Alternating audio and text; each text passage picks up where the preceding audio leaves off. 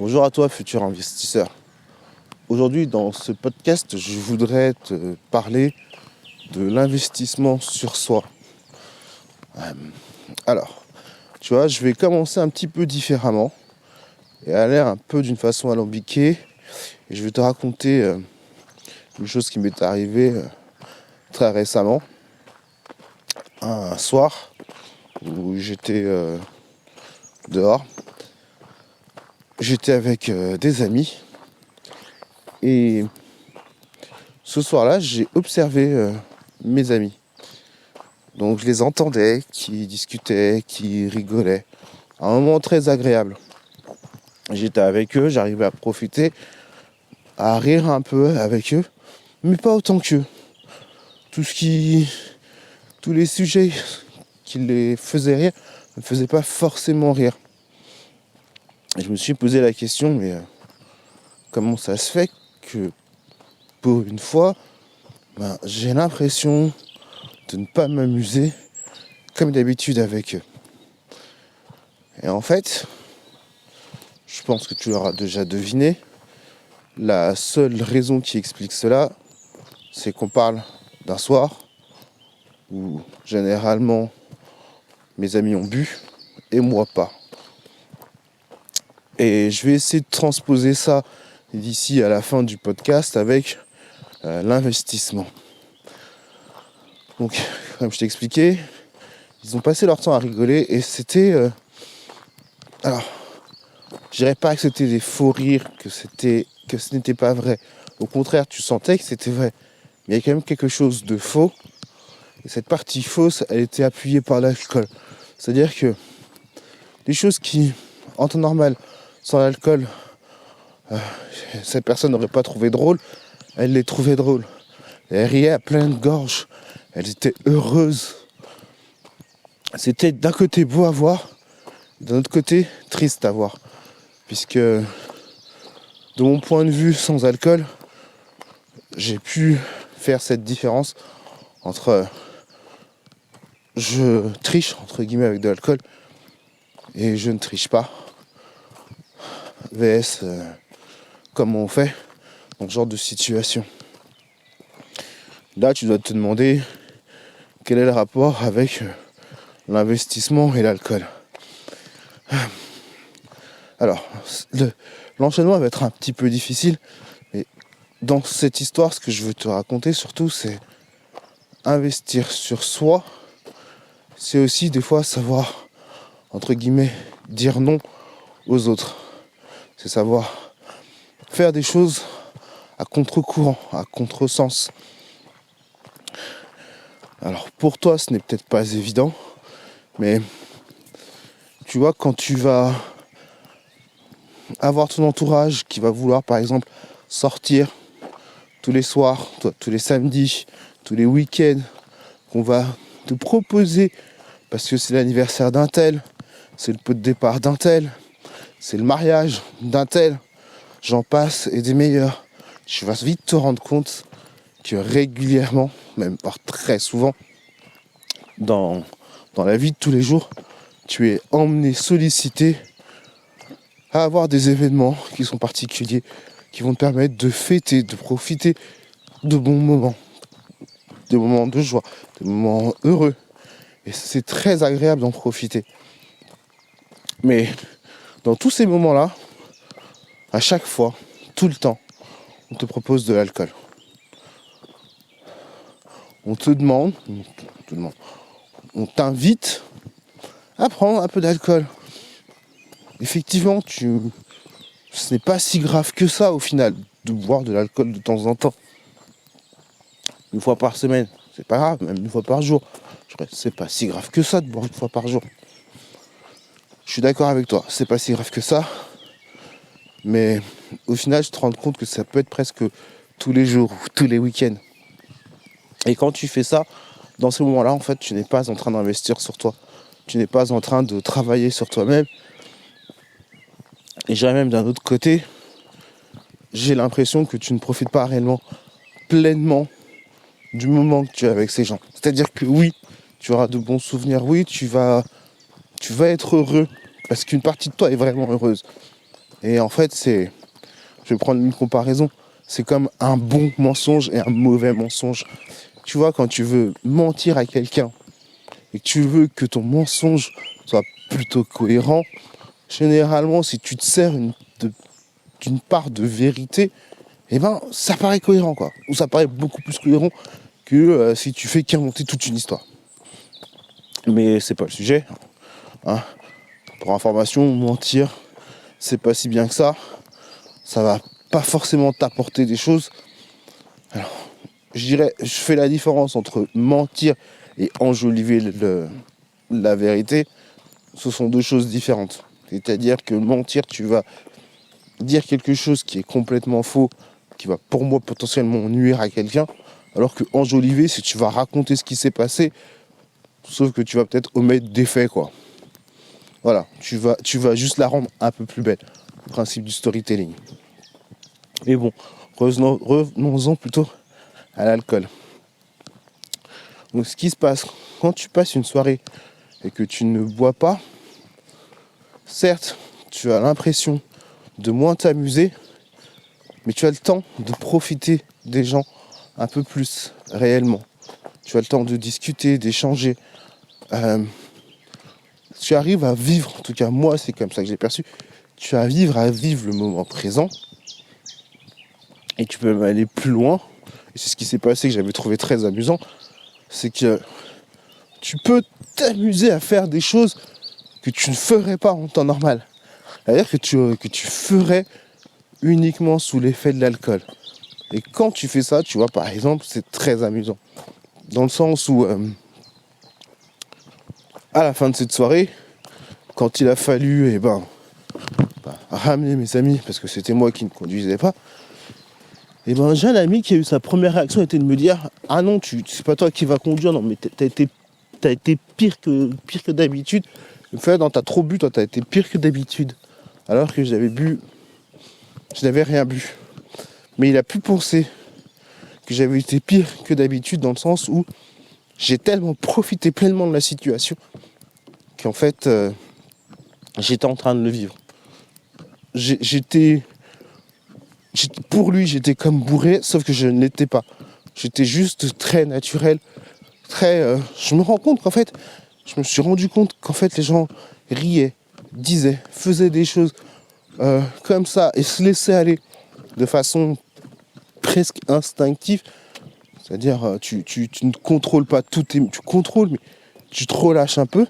Et je me suis dit, mais de toute façon, vu qu'eux, ils sont dans cet état-là, moi, tout ce que j'ai à faire, c'est juste à me lâcher. Et ça, c'est ce que j'ai fait. Un vrai lâcher prise. Ça a été un moment agréable, un peu libératoire. Alors, bien sûr, dans ce que je suis en train de te dire, je ne dis pas que je ne bois plus d'alcool et que je n'en boirai plus jamais. Là, par exemple, maintenant, ça va faire quasiment 5 mois que je ne bois pas d'alcool. Pour plusieurs raisons. La première, c'est que je me prouve à moi-même que je suis capable de ne pas boire, que je n'en ai pas besoin et que c'est pas la chose la plus importante. C'est la première raison. La deuxième raison, c'est que je préfère investir sur moi, sur mon temps, sur mon énergie, plutôt que d'investir, entre guillemets, mon argent dans l'alcool. Ça fait partie des raisons. Et en fait, ce genre de choses, c'est assez particulier à expliquer. Parce que quand les gens me demandent, ils ont du mal des fois à comprendre. Donc, ça, je ne rentre pas dans les détails, mais ne serait-ce que la première partie où je leur explique qu'en fait, déjà, la première chose, c'est que je n'ai pas envie de boire, ils ne le comprennent pas. Alors si je devais leur parler de la partie investissement, ils comprendraient encore moins. Donc j'imagine que toi aussi, tu dois te demander, mais quel rapport avec l'investissement et le fait de boire ou de ne pas boire. Alors, tu vois, en tout cas pour moi, quand je ne bois pas, je profite de l'instant présent. Et je me concentre, entre guillemets, j'étudie ce qui se passe, j'arrive à réfléchir et à me concentrer. Maintenant, pour te faire la comparaison avec l'investissement, maintenant dans mes investissements, ce que je fais, contrairement à avant, c'est que maintenant je prends le temps d'aller justement essayer d'apprendre sur la bourse actuellement. Donc, je me renseigne, je feuillete beaucoup plus, j'essaie d'aller un petit peu plus loin dans mes analyses. Ce n'est pas encore le top du top de ce que je veux faire, mais je vais un peu plus loin dans mes analyses. Je prends le temps de réfléchir et de m'investir réellement dedans. Alors que jusqu'avant, ce que je faisais, c'était je lisais le bilan très rapidement. Je prenais en compte, par exemple, pour la bourse, le PRE, ce qu'ils avaient comme rentrée, ce qu'ils avaient comme dette. Je me disais, voilà, ça a l'air d'être pas trop mal. Depuis combien de temps? Ouais, ça a l'air d'être pas trop mal. Voilà. C'était comme ça que je faisais, c'est-à-dire très très vite. Maintenant, ce que je fais, c'est que je fais un peu plus sérieusement. Je vais un peu plus loin dans mes analyses. Alors, je ne suis pas encore... je ne serai peut-être sûrement jamais un analyste professionnel, mais j'apprends de plus en plus. C'est-à-dire que quand je commence à m'intéresser à une action, eh ben, je mets un peu plus de temps pour savoir si cette action me convient ou pas. Oui. Ensuite, comment... Donc, tu vois, quand tu fais ce genre de travail, tu vas te rendre compte que c'est déjà une première partie d'investir sur soi. Alors, quand tu fais ça, pour pouvoir le faire, ça va être en faisant de la lecture. Tu peux aussi le faire en regardant des vidéos YouTube. Ça t'apporte des clés. Alors, pour moi, la lecture reste l'un des meilleurs moyens quand on est dans notre situation. C'est-à-dire qu'en termes de finances, on est limité par le budget. Alors, à terme, et c'est vraiment mon objectif, à terme, ça va être d'aller chercher plutôt de la formation auprès de formateurs. Alors, pourquoi de la formation, tu me diras? La formation, je pense que les formateurs pourront me donner des clés que j'aurais peut-être pas trouvées tout seul dans les livres, ou des choses que dans les livres je n'ai pas forcément compris, ou je n'ai pas saisi toute l'utilité. Alors, toutes les formations ne se valent pas, toutes les formations ne sont pas bonnes, toutes les formations ne sont pas mauvaises. Ça va être à toi comme à moi, le jour où tu choisis une formation, de choisir un formateur, qui nous correspond, et une formation où on a l'impression que ça nous apporte réellement quelque chose. Alors, tu as des formations gratuites, on en trouve plein, et je comprends, c'est les premières formations que les formateurs vont t'apporter, les premières formations gratuites qui vont te donner des premières clés pour commencer à avancer. Alors, moi, je trouve que ce genre de formations, elles sont déjà très bien pour te donner un aperçu. T'en as que tu vas prendre, que tu vas te dire, mais en fait, cette formation, elle sert à rien, parce que tout ce qui l'explique sont des choses que j'ai déjà compris, des choses que j'ai déjà vues. Oui, je suis d'accord avec toi, tu les as sûrement déjà vues, tu les as sûrement déjà comprises, mais au lieu de te focaliser sur ça, tu devrais plutôt te focaliser sur le fait que potentiellement, il va peut-être t'apprendre quelque chose que tu savais déjà et te faire ouvrir les yeux. Un peu comme dans le dernier podcast que je te disais, d'écouter les choses qui sont des fois à contresens de ce que toi tu veux, ou de ce qui t'intéresse. Ça te permet d'avoir un œil nouveau, ça te permet d'avancer et d'aller plus loin. Donc les formations gratuites, c'est déjà très bien, c'est déjà un premier pas. Mais je dirais, si tu ne fais que des formations gratuites tout au long de ta vie, tu n'avanceras pas. Il faut bien comprendre que les formations gratuites, c'est comme un peu une sorte de palier, je dirais. C'est-à-dire, ça t'ouvre une porte, ça te donne des premières informations que tu vas pouvoir utiliser au tout début. Mais à un moment donné, l'information gratuite, elle est limitée. Et c'est tout à fait normal. Tu vois, c'est quelque chose qu'il faut arriver à comprendre et à accepter. C'est que la personne qui fait la formation gratuite, et c'est une réalité, c'est tout à fait normal. Elle fait cette formation parce qu'elle veut te montrer que ce qu'elle peut t'apporter dans un premier temps a un intérêt. Dans un second temps, c'est si tu veux aller plus loin, il va falloir payer. Alors, je suis d'accord avec toi, tu te dis oui, mais si c'est vrai, parce que c'est ce que je me dis aussi, et si c'est vraiment, si ça va vraiment m'aider, mais pourquoi tu me donnes pas une formation avec plus d'informations, mais gratuite, et après, il faut que je prenne une seconde formation qui est payante. Sauf que je pense que la problématique dans ce genre de situation, c'est que la plupart du temps, les informations qui te sont données, si tu vas plus loin, tu rentres dans du payant. Donc, tu vois, si tu te mettais de l'autre côté de la barrière, que toi-même tu proposais des formations, tu essaies entre guillemets de gagner de l'argent, t'aurais pas envie de le faire. T'aurais pas envie de dire, je vous donne toutes les informations et puis j'ai espoir que vous revenez vers moi si jamais ça vous convient. Donc, je pense que tu serais du même avis qu'eux. En tout cas, moi personnellement, je suis de leur avis où je me dis que la première formation gratuite va m'être utile, elle va m'apporter des clés. Ces clés, je vais les utiliser, je vais les mettre en pratique. Et une fois que je les mets en pratique, parce que c'est ce que je fais quand même, on va pas se mentir, c'est ce que je fais, c'est-à-dire que je mets en pratique ces premières clés, en plus de celles que moi j'ai, et je me rends compte qu'effectivement, les résultats sont légèrement différents. Je vois une amélioration dans mes résultats. Dans ma façon de rechercher en bourse, dans ma façon d'apprendre les choses, je vois que ça s'améliore. Donc ça, c'est ce que j'appelle de l'investissement en soi. Et bien sûr, après, il me manque l'étape pour moi qui est peut-être la plus importante. Et celle-ci, elle va arriver techniquement avec le temps. Parce que justement, j'ai investi sur moi, que j'ai pris le temps, que j'ai fait quelques formations gratuites. C'est que ce que j'ai investi sur moi va se retranscrire en argent soudain trébuchant. Hein. C'est ça l'idée, c'est que cet investissement finisse par me rapporter au bout d'un moment. Pour que je puisse aller vers ce genre de formation qui va être payante, où j'ai déboursé, on va dire,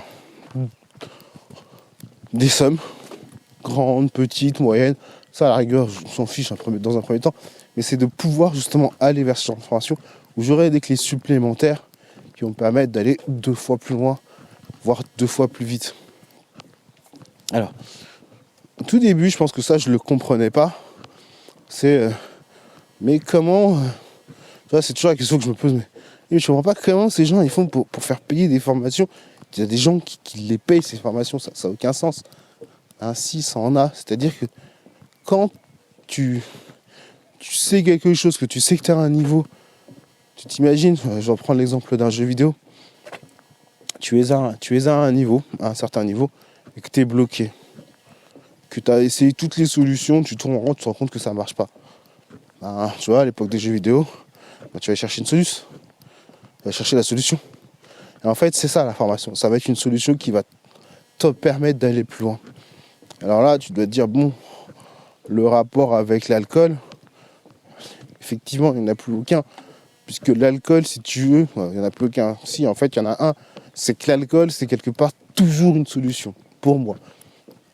L'alcool, c'est un peu la solution que tu vas utiliser pour avoir plus de bonheur, pour pouvoir te dire, je passe une super soirée, je passe un bon moment, je bois de l'alcool. Donc tu es toujours en train de boire de l'alcool pour fuir la réalité, entre guillemets.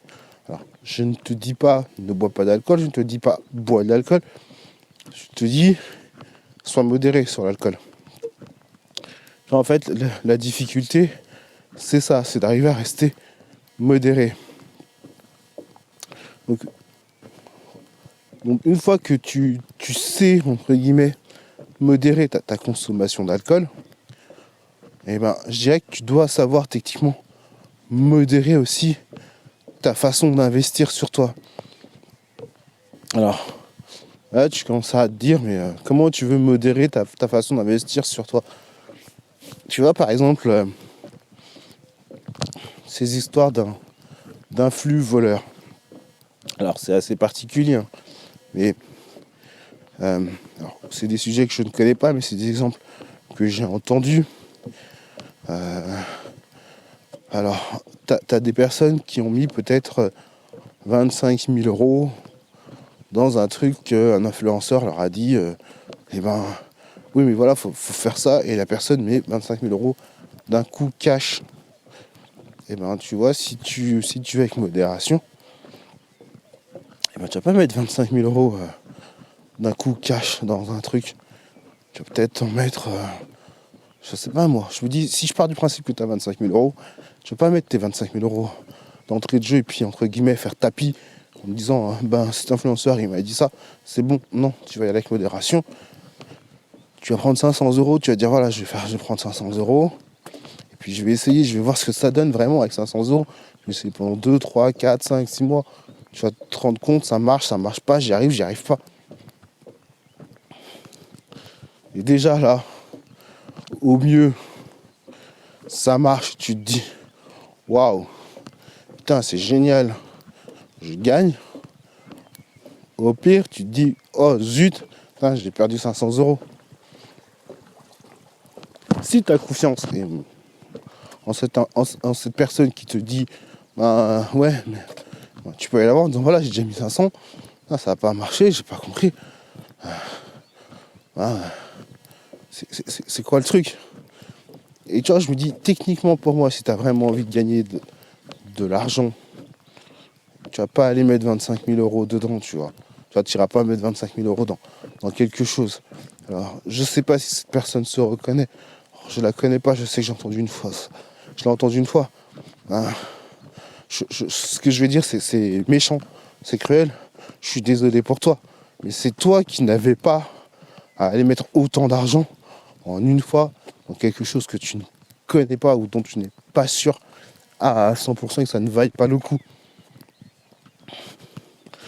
Je fais à la rigueur, tu m'aurais dit que tu mets 25 000 euros dans l'immobilier parce que tu as suivi un youtubeur et qui t'a dit achète de l'immobilier parce que tu vas pouvoir mettre en location et ça va te rapporter de l'argent et que tu as mis 25 000 euros.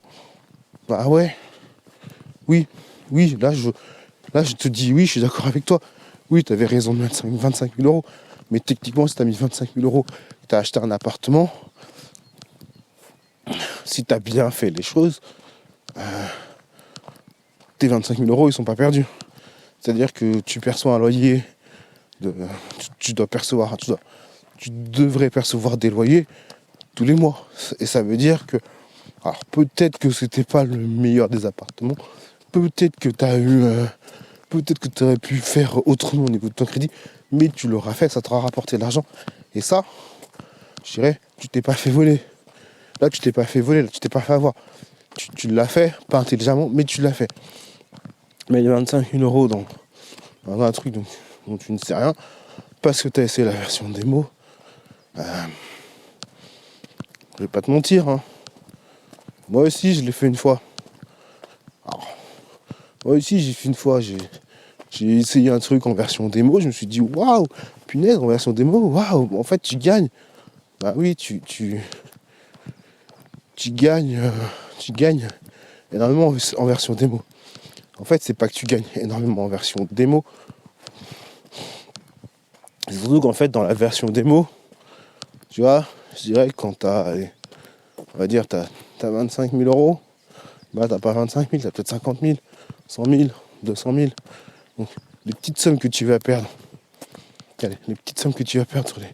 sur ces grosses sommes, elles sont, entre guillemets, ridicules. Par contre, les grosses sommes que tu vas gagner, les petites sommes que tu vas gagner, elles sont finalement énormes. Tu vois, des fois, j'aime bien faire, moi, la comparaison dans l'investissement, c'est... tu te dis, si je te dis, t'investis 10 euros, et pour 10 euros investis, tu gagnes 1 euro tous les ans. Au départ, tu te dis, mais c'est quoi cette loose? Ouais, c'est quoi cette loose? 10 euros pour 1 euro. C'est Il y en a qui te diront c'est beaucoup, il y en a qui te diront c'est rien. Tu te places de la barrière que tu veux.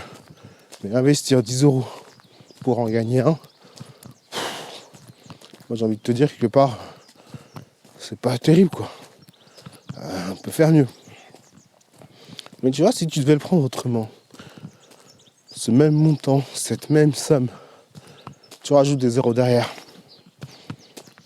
C'est-à-dire qu'au lieu de 10, tu dis 100, pour 100 €, tu gagnes 10 €. Ouais, tu te dis, c'est pas terrible. Ouais, mais quand tu commences à te dire, pour 1000 €, tu gagnes 100, tu te dis, ah, c'est pas terrible, mais ça commence à être mieux. Pour 10 000, tu gagnes 1000. Ah, c'est...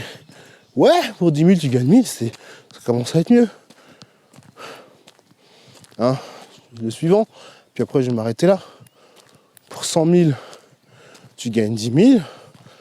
T'es d'accord avec moi que là, tout de suite, on parle pas de la même chose.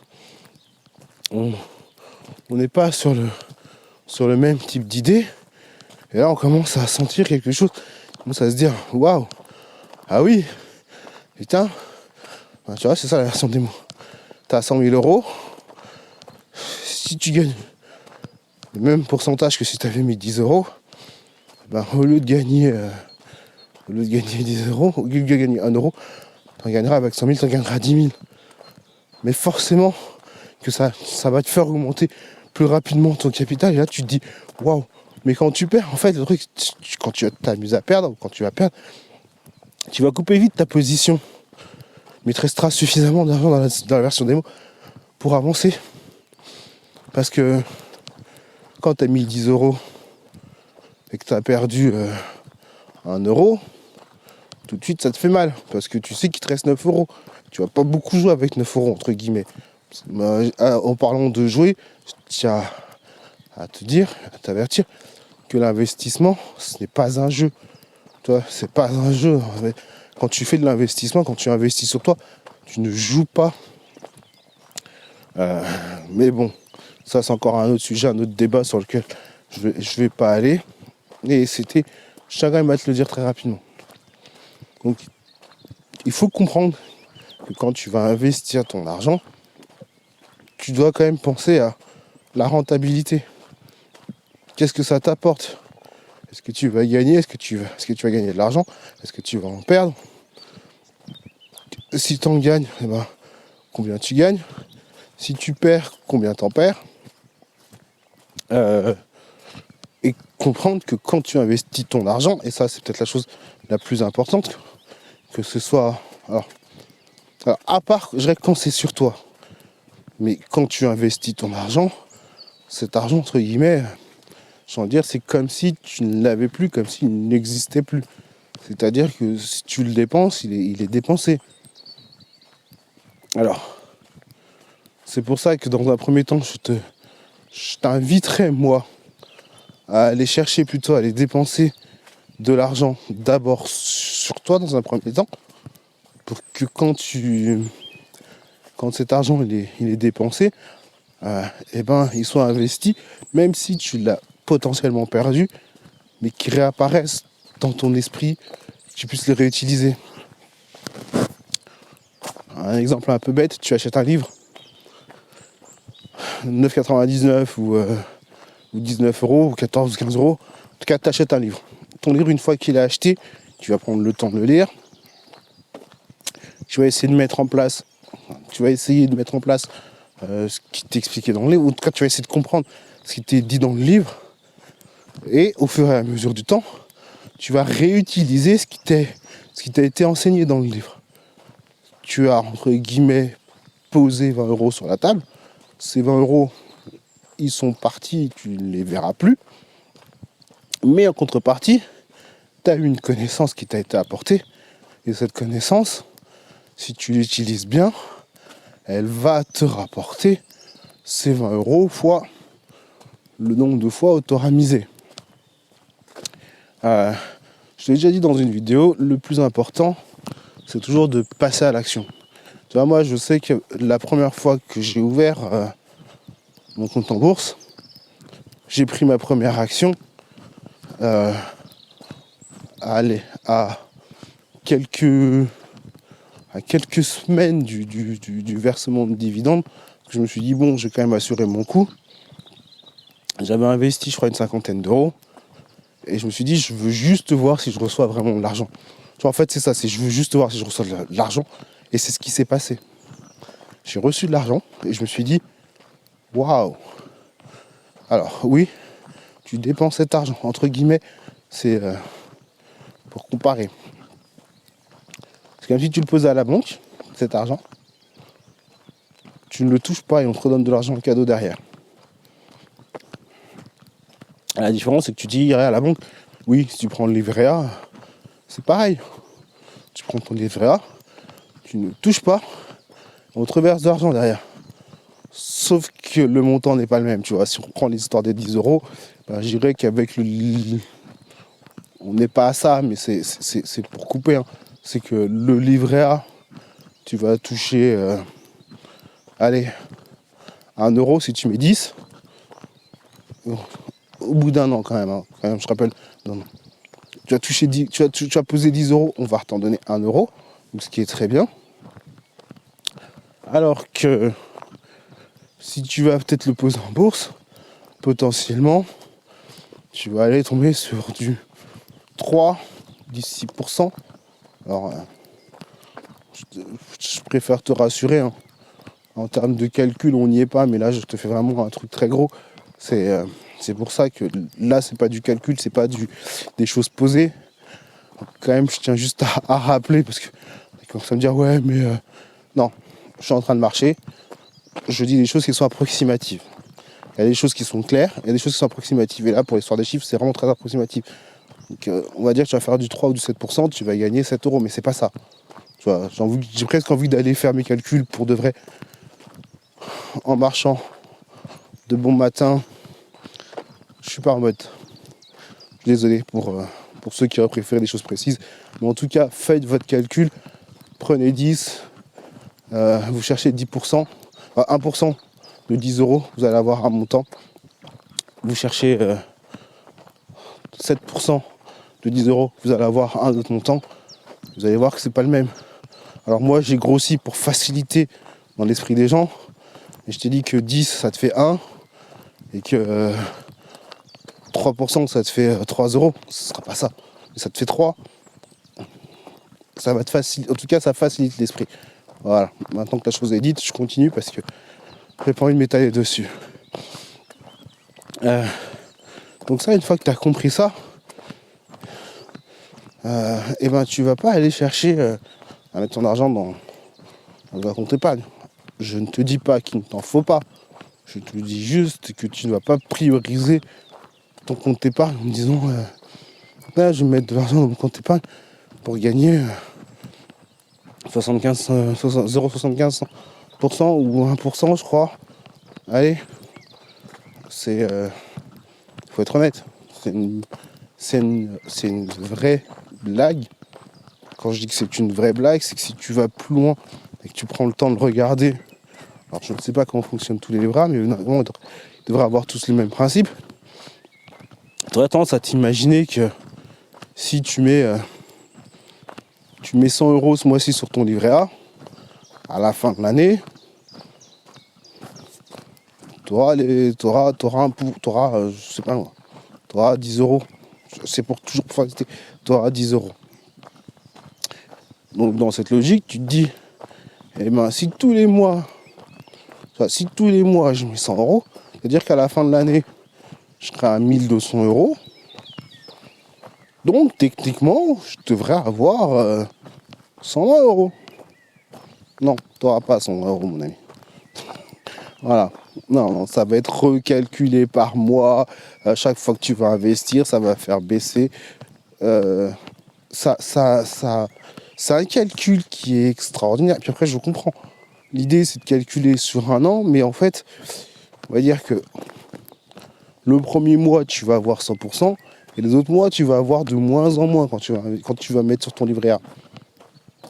Un truc à prendre en compte, tu vois, parce qu'un jour, je me suis posé la question, mais comment ça se calcule? Et j'ai essayé de suivre le truc, en me disant, voilà, j'ai mis tant, ben, je m'attends plus ou moins à avoir tant, comment ça se fait que j'ai pas autant? Je me suis posé la question, j'ai commencé à faire des calculs. je te laisserai faire ton propre chemin et d'aller essayer. Tu vas te rendre compte que oui, en fait, c'est peut-être pas si avantageux. Par contre, la même histoire en bourse, et tu vois, et je prends cet exemple pour que ce soit justement assez intéressant et amusant, c'est que je t'invite pas à le faire. Je ne t'invite pas à le faire parce que pourquoi avant d'aller plus loin, je te dis tout de suite, je ne t'invite pas à le faire, puisque là, je suis en train de dire, si tu mets tout ton argent sur une seule et même action, tous les mois, je ne t'invite pas à le faire. Je ne t'inviterai jamais, et je trouve que ça sera un conseil complètement idiot de te dire que tous les mois, tu achètes toujours la même action. Non, achète-en d'autres. Achète peut-être tous les 2 mois la même action, tous les 3 mois la même action si ça te fait plaisir parce que tu as confiance en cette action. Mais ne mets pas tous tes œufs dans le même panier. Ou en tout cas, cherche à avoir un panier peut-être pas trop diversifié, mais légèrement, c'est-à-dire un tout petit peu. Ne mets pas tout sur une seule et même action. Je t'inviterai vraiment à ne pas le faire. Bon. Maintenant, je pense que tu l'auras déjà compris de toute façon, même si tu suis d'autres youtubeurs, tu le sais sûrement déjà. On reprend l'exemple. Tous les mois, tu verses tes 100 € sur une entreprise qui, elle, verse à la fin de l'année son dividende. Qui est de 7%. Tu as bien compris pourquoi je dis ça, c'est toujours pour faciliter. Eh ben, vu que tu auras mis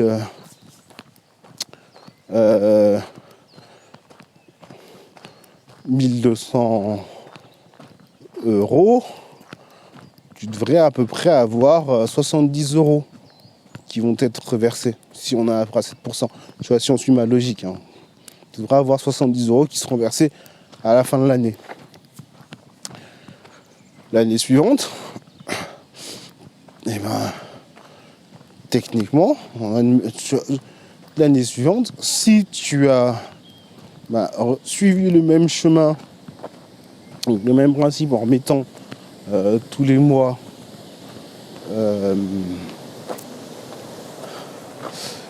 encore t'es même pas à 1700, t'es même pas à 70 €, t'es un peu plus parce qu'on serait plutôt à 1200, on serait un peu plus, mais je coupe parce que j'ai pas envie de me faire mal à la tête avec des calculs. Mais si tous les mois de l'année suivante t'as rajouté encore, tu serais plus à 1200 € mais à 2400 €. Donc avec ces 7%, tu toucherais techniquement le double. Techniquement, de ce que tu as touché la première année. Donc, pas 70, mais 140 €. C'est de l'approximative. C'est vraiment pas du calcul, c'est de l'approximative. Je suis en pleine nature, t'entends les oiseaux, tu te doutes bien que j'ai pas une calculette. Donc c'est de l'approximative. Après, si tu veux faire ton calcul, je t'invite à le faire. Tu verras que je dis pas des bêtises. Mais, je viens sur un petit point quand même. Si tu as bien fait les choses, tu as suivi les autres youtubeurs, tu as déjà entendu parler des intérêts composés, techniquement, ça voudrait dire que aux 2400 €, tu rajoutes quand même les 70. Donc tu ne serais pas à 2400 €, mais 2470 €, soit lesquels tu prendrais. Et puis après, si tu sais, c'est bien dans le cas où tu réinvestis ton argent. Donc j'espère que là, c'est un peu plus clair pour toi. Je vais essayer de faire peut-être une sorte de conclusion sur l'investissement personnel vs entre guillemets l'alcool. Donc boire de l'alcool, c'est une bonne chose. Je ne suis pas pour, je ne suis pas contre. Par contre, ce qui est sûr, c'est que dans l'alcool, il va falloir te modérer. Prêter attention à ta consommation d'alcool, arriver à la gérer. Vs ton investissement, où là tu peux aller, j'ai envie de dire, dans ton investissement personnel, c'est-à-dire dans ton investissement sur toi et sur ce que tu vas apprendre pour pouvoir avancer dans la vie, un peu, on va dire, pas forcément. Tu peux y aller entre guillemets en te disant, j'achète un livre, je le lis, je mets en place, et puis je recommence, et puis je me forme au fur et à mesure, avec au départ des formations gratuites, puis plus ces formations gratuites arrivent à me rapporter de l'argent, plus je fais des formations qui vont être payantes. Et là, je dirais, la modération, entre guillemets, tu n'es pas obligé. Mais, non, tu n'es pas obligé. La modération n'est pas la même. C'est-à-dire que oui, tu peux y aller un peu plus à fond dans l'investissement sur toi, plus que dans l'investissement sur des moments de bonheur qui vont être potentiellement éphémères. Donc si tu devais voir ce point de vue à long terme, ce qui va se passer, c'est que l'alcool à forte dose, ou même je pense en tout cas à forte dose, même à moyenne dose, ça te bouffe des années de vie. Alors je dirais pas regarde autour de toi, peut-être pas dans ton entourage, mais regarde dans la rue, dans le monde qui t'entoure, tu verras que tu as des personnes qui sont bouffées par l'alcool. Je ne sais pas si ça t'est déjà arrivé, si tu as déjà rencontré des jeunes, mais je dis des jeunes, pour moi c'est des jeunes qui ont 20, 30 ans, et quand tu les vois physiquement, ils en font 40, 50, parce qu'ils sont bouffés soit par l'alcool, soit par la drogue, parce qu'ils y ont été à fond. Ils y ont été à fond. Et là, tu te dis, mais c'est vraiment dommage. C'est vraiment triste de voir des gens qui sont jeunes et qui paraissent plus vieux parce qu'ils ont abusé. Alors que si tu abuses dans l'investissement sur toi, c'est mon point de vue, ça m'étonnerait que tu paraisses plus vieux. Tu vois, parce que tu vas techniquement apprendre plus de choses. Donc, potentiellement, oui, tu pourras paraître plus vieux dans ta façon de penser, dans ta façon de dire les choses. Tu paraîtras plus mature. Mais physiquement, c'est pas ça qui devrait te détruire, quoi. Voilà. C'était un peu le point de vue en termes de comparaison. Donc, l'excès d'alcool, l'excès d'apprentissage, l'excès de développement de soi. Hein. Qu'est-ce que ça va t'apporter vs l'excès d'alcool. L'excès d'alcool, oui, ça va t'apporter, pour finir, l'excès d'alcool, ça va t'apporter de la joie, du bonheur à des instants T, à des instants précis. Et on est vraiment que sur des instants, sur des moments. Donc ce qu'on va appeler la gratification immédiate. Tu vois, si je devais te donner un exemple, c'est vraiment le terme exact, c'est-à-dire que l'alcool, c'est de la gratification immédiate, des instants de bonheur à l'instant T. L'investissement sur toi, ça va être de la gratification qui va être différée. C'est-à-dire que tu vas acheter ton livre, tu vas lire ton livre, ton truc te sera peut-être pas utile à la fin de la lecture de ton livre, mais un peu plus tard. Et au fur et à mesure, tu vas te rendre compte que cette gratification qui sera différée, elle sera utile dans la vie. Donc après, ça sera à toi de choisir ce que tu préfères. Est-ce que tu préfères avoir une gratification immédiate ou est-ce que tu préfères avoir une gratification qui est différée? En sachant que la gratification immédiate, tu as cet instant où tu te dis « Waouh, je suis bien ». La gratification différée, sur le moment, tu te dis « Pourquoi j'ai fait ça, quoi ?» Voilà. Par contre, tu avances dans le temps avec ces deux aspects de gratification immédiate et de gratification différée.